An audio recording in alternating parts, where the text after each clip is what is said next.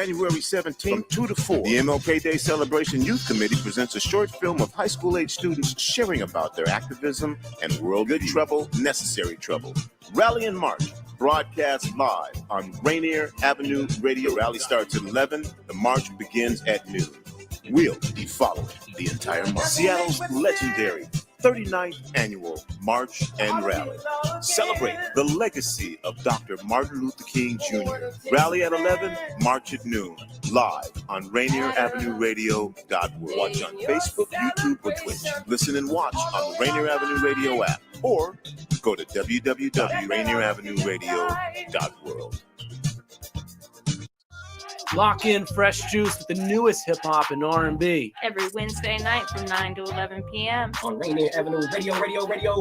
You know we got the dopest artists rocking with us every single week. It's myself, D-Money. Taylor Hart. And Pint-Size Patron. This is Fresh Juice every Wednesday. It's Trilltopia. This is the news on Rainier Avenue Radio. Governor Jay Inslee has announced a new phased reopening plan called quote-unquote Healthy Washington, which will gradually allow select industries to get back to work. For Patch.com, the first changes will begin when all of Washington enters phase 1 of the Healthy Washington plan. Washington will allow live entertainment and select fitness programs to resume, though both will be severely restricted. While the exact limitations have not been released, the government mentioned that live shows would be limited to ticketing groups of 10 or fewer. When the area does enter phase 2, that comes with a host of benefits, including restaurants being able to open, indoor dining again at 25% capacity, indoor fitness centers opening again at 25% capacity as well, sporting competitions being able to resume, though with limited audiences, and weddings and funerals will be allowed to have larger gatherings than currently permitted. For a region to move ahead to phase 2, it will have to meet 4 metrics. Number 1, a 10% decline in COVID-19 case rates over the last 2 weeks. Number 2, a 10% decrease in COVID-19 hospital admission over the past 2 weeks. And number 3, an ICU occupancy under 90%. And number 4, test positivity of less than 10%. And that's your news on Rainier Avenue Radio. Rainier Avenue Radio.world is your 24/7 digital media hub. Tune in at Rainier Avenue Radio.world. Also find us on Facebook, Twitter, and TuneIn apps.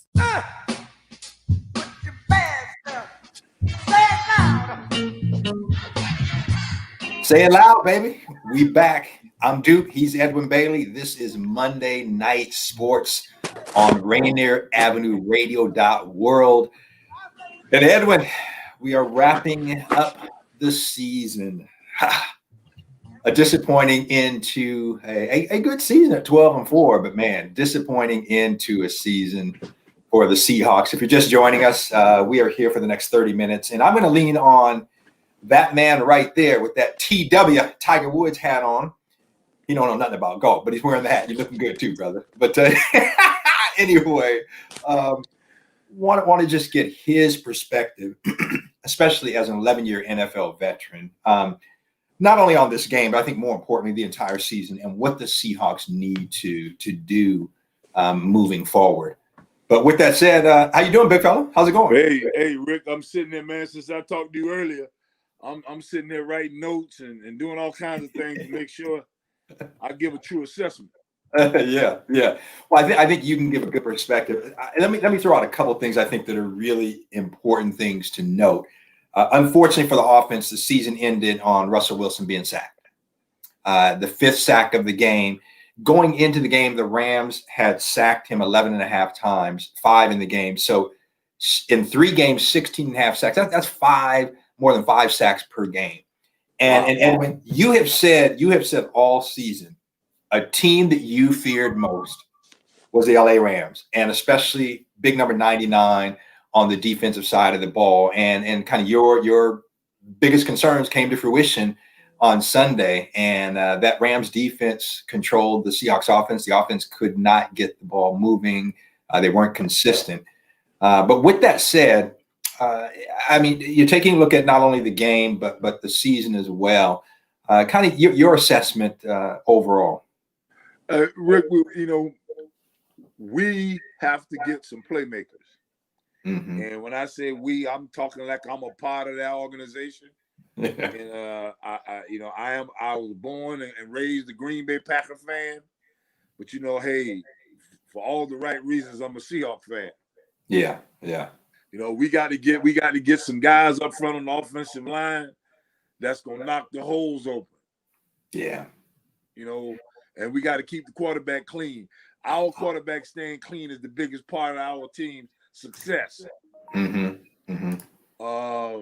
I think from a receiver standpoint, I think we right where we need to be. Yeah. I think from a running back standpoint, we're right where we need to be. We just got to make sure that we're creating the cracks and the slits for them to get in there and get up the field. And we got to keep the quarterback clean. Yeah, and for our listeners, when you say clean, keep him so he's not taking all those shots and getting sacked, right? Hey, man, he's getting hit a lot. Yeah. And I'm a person that played in a game where Dave Craig took 7 sacks. But I always tell people, but we won that game. Yeah. And we got to keep the quarterback clean because he's going to give us our best chance to win. Yeah, no doubt. We're seeing as we're talking the highlights, and there's one of those sacks.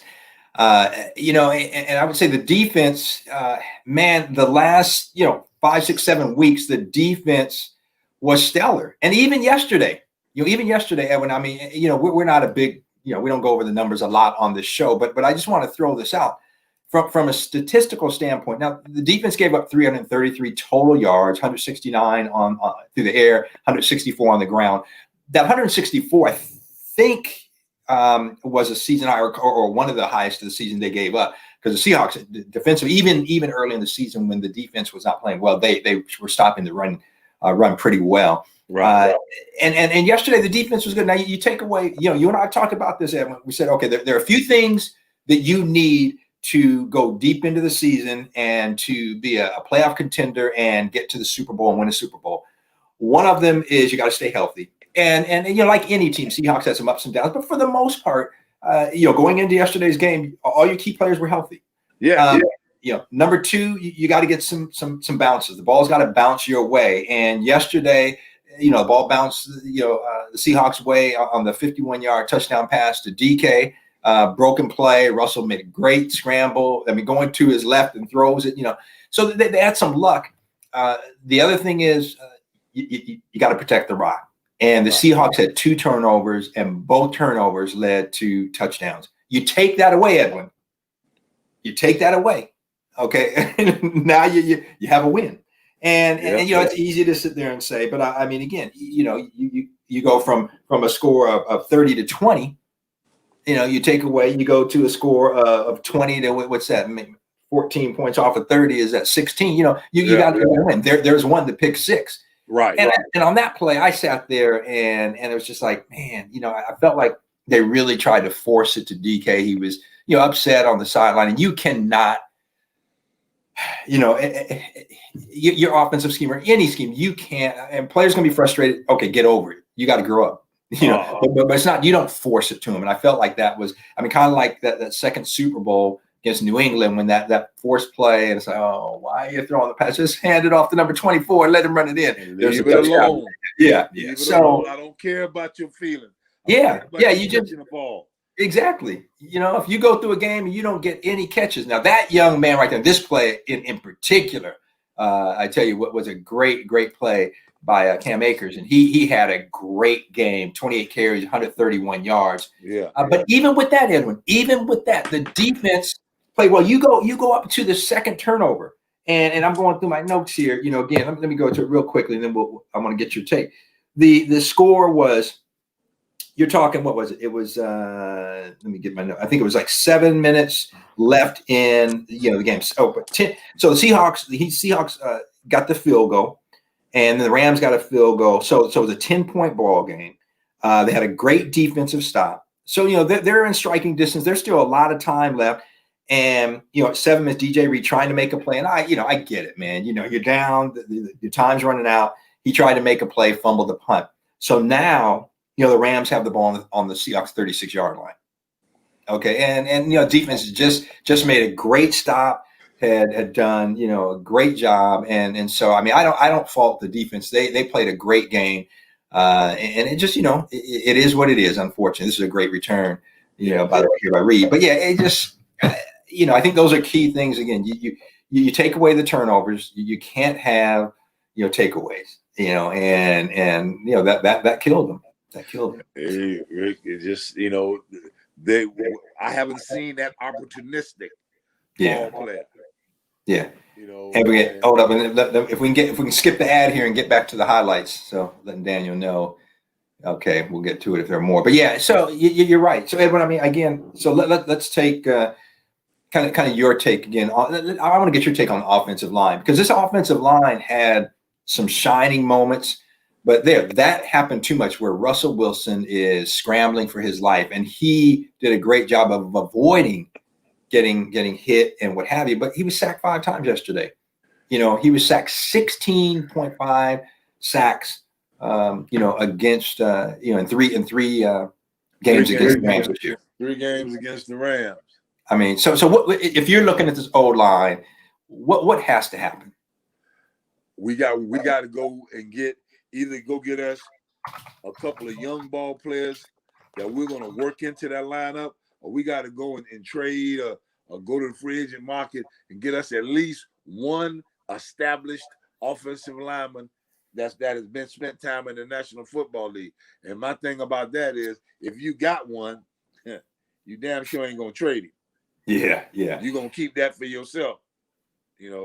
Now, Edwin, is that just any offensive lineman, or are we talking a center, a guard, a tackle? Looking at what you saw, from this team this year, what is it that's going to anchor that offensive line? Because, like you said, a couple of things. One, they got to protect Russell Wilson better.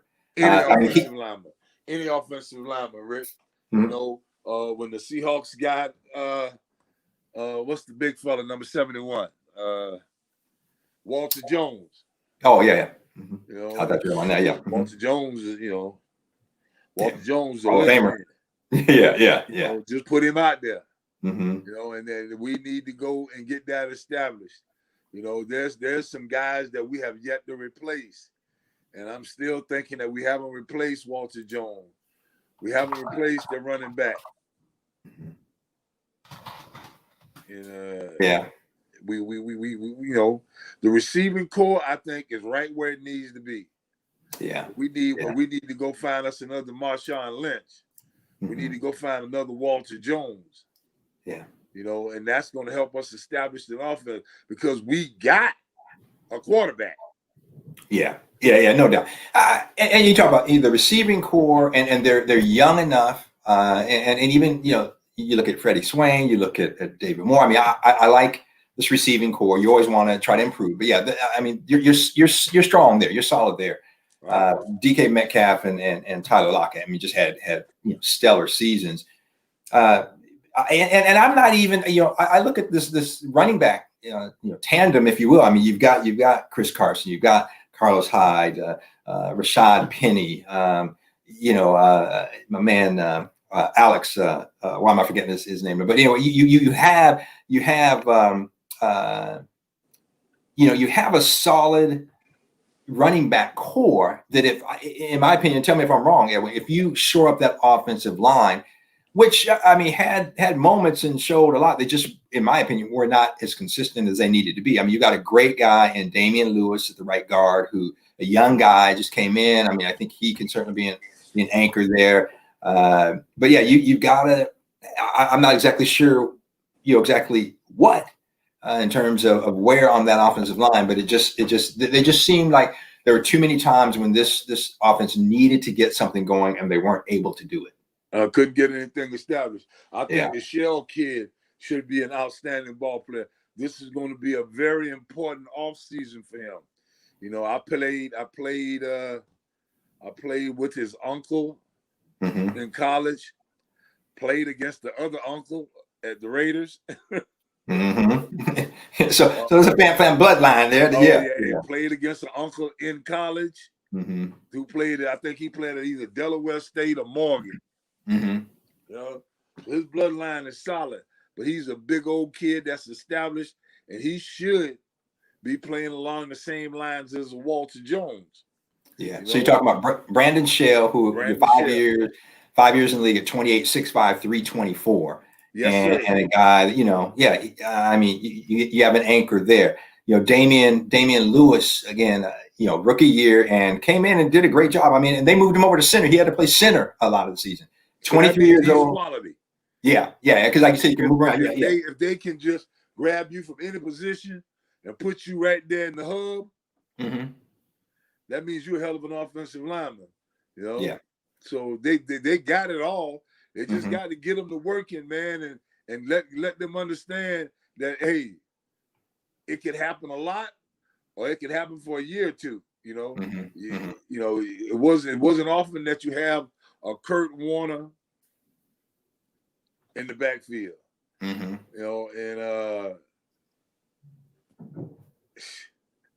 we had to strike while the iron was hot, man. Yeah. No, that's a. Then we got John L. Williams. Then there for a while we had 2 frontline quality running backs, 2 Pro Bowl running backs. And you got to take advantage of that, man. Yeah. I mean, do you think, I don't care how good a running back is, unless you wore number 20, your name is Barry Sanders. Or Jim Brown or Walter. You're as good as your offensive line. Yeah. I mean, those guys, come on. You got to create, man. And let me tell you something. My dad used to tell me stories about Jim Brown. And he used to say, he said, Ricky, he said, the defense would know where they were going to go. Jim Brown would come to the line. He'd be pissed off and say, yeah, we're running right at you.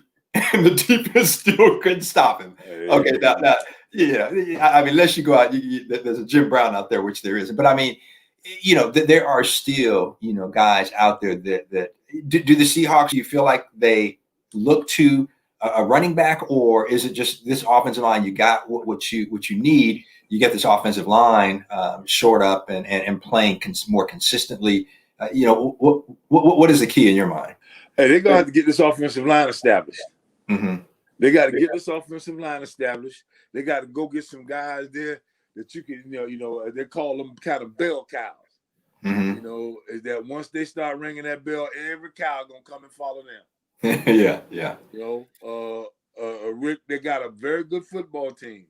Yeah. If they want it to be great, they get that offensive line established. They're having problems on both lines.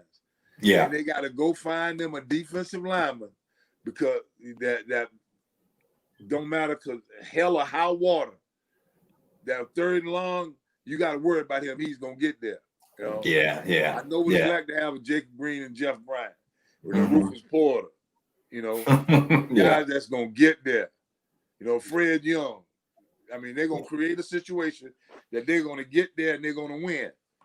We did not have that this year. Yeah, and Jamal Adams, as good as he is, can't be that guy. But with that type of guy that you're talking about, and again, so many people, and I tend to agree. You are one of them that said Aaron Donald, one of the best, if not the best defensive lineman you have ever seen.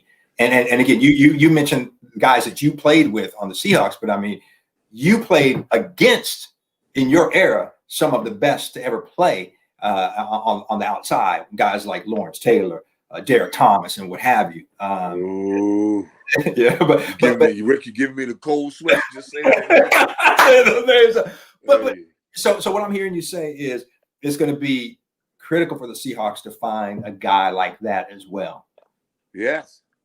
I mean, because, I know they did not think that this kid for the Rams, he was an outstanding football player.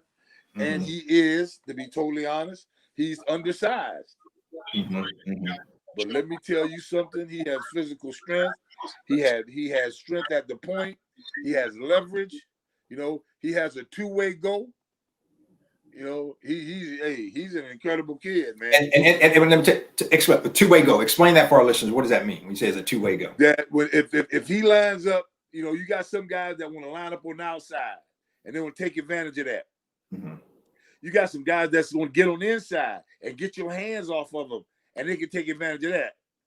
But this young man can line head up and play you straight down the middle and not allow you to get your hands on him, and he can go right just as good as he can go left.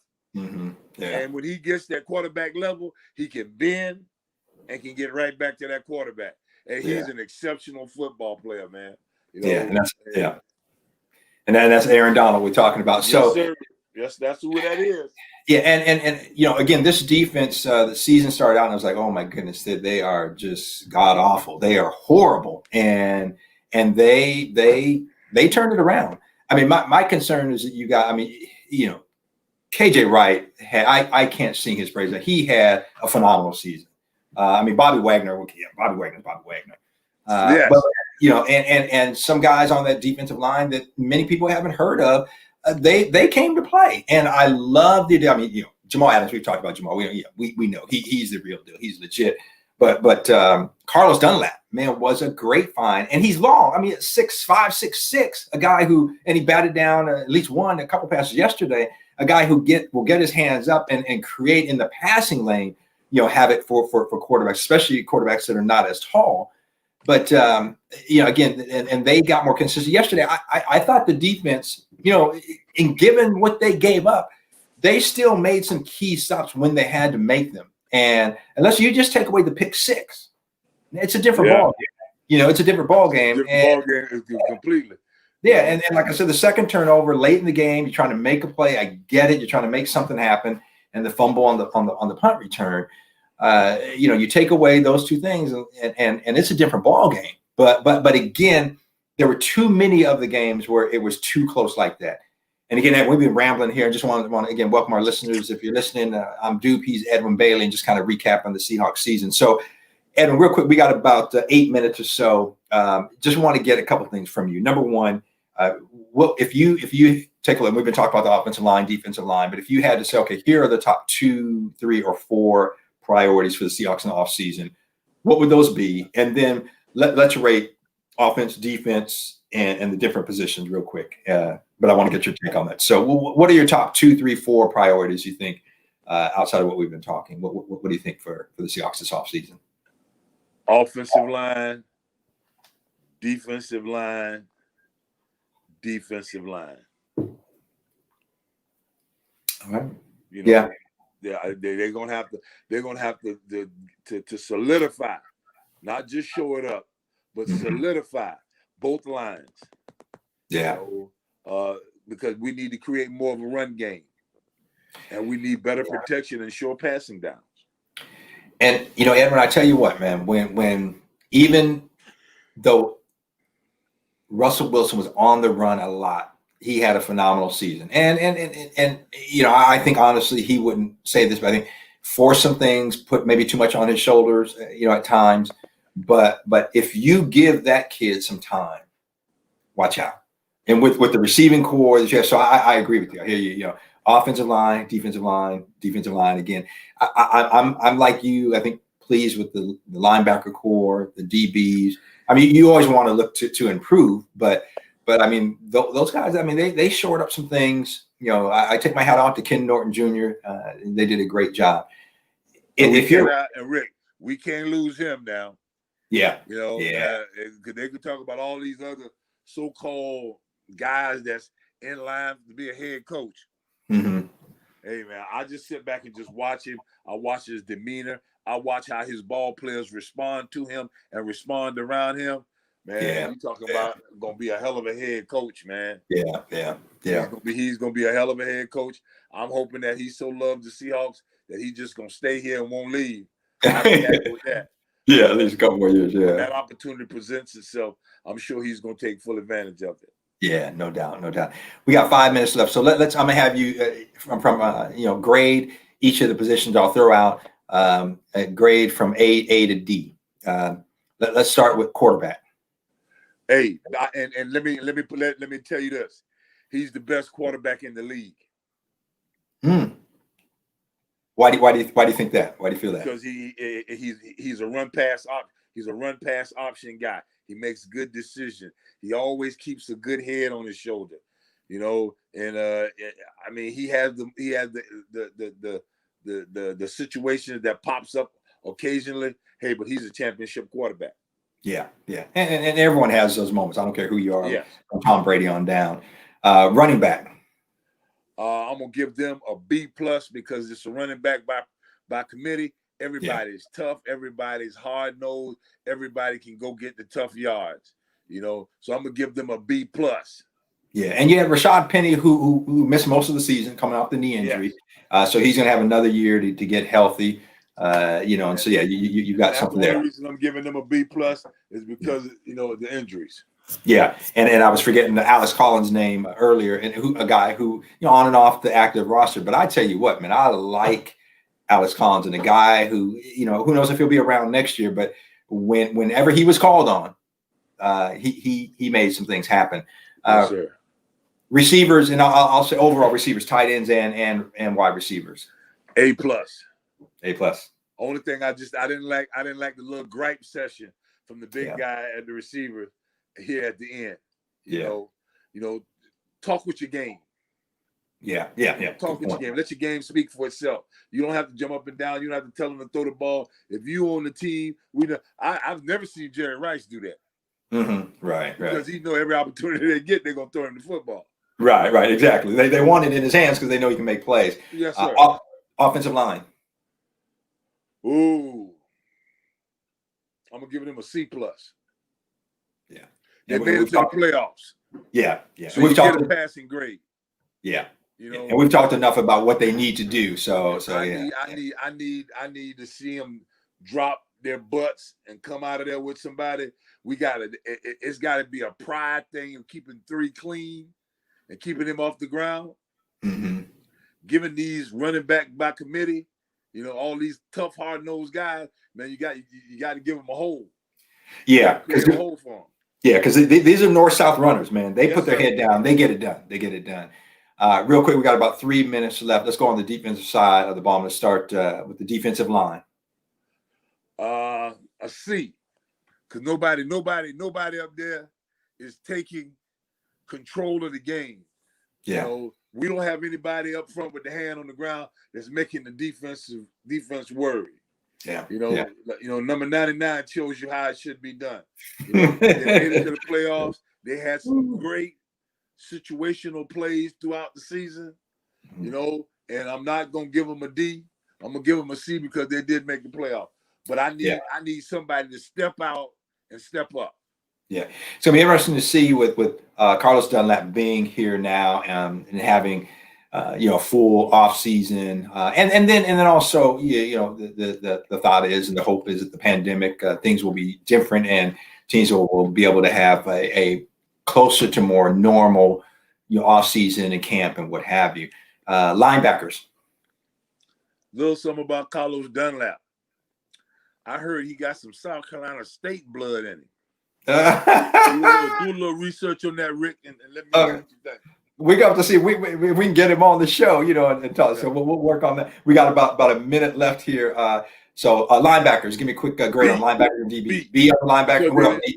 Hey, everybody on linebackers is solid. I like them. Yeah. I like them from weak side to strong side. Yeah. And then DBs. The DBs, I'm gonna give them a C+. They play hard, they grind, but I need to see. I need the ball to change hands a little bit more, and I need some solid tackling in the run game. Yeah. Okay, so there you have it. Edwin's assessment of the season, what needs to happen, his grading. I also want to just remind our listeners a couple things. Number one, keep it right here on Rainier Avenue Radio. Lid Line is next, so don't go anywhere. 2 major things we have going on this week. The King County NAMI Mental Health Town Hall. That's live this Thursday at 6 o'clock right here on Rainier Avenue Radio. And then a week from today, 39th Annual MLK Day Celebration March and Rally starting at 11 o'clock. Yours truly will be there with Tony B, and the crew will be out for that MLK Day celebration. Can I come? You can come, big fella. I'll be there. Open it up for me. Keep me safe. Keep people away from me, man. Get behind you, man. I know I'm safe. So that'll do it. He's Edwin Bailey. Daniel B has been running the controls behind the scenes, making it happen. I'm Dupe. Until next week, this is Monday Night Sports. Peace and God bless. Daniel B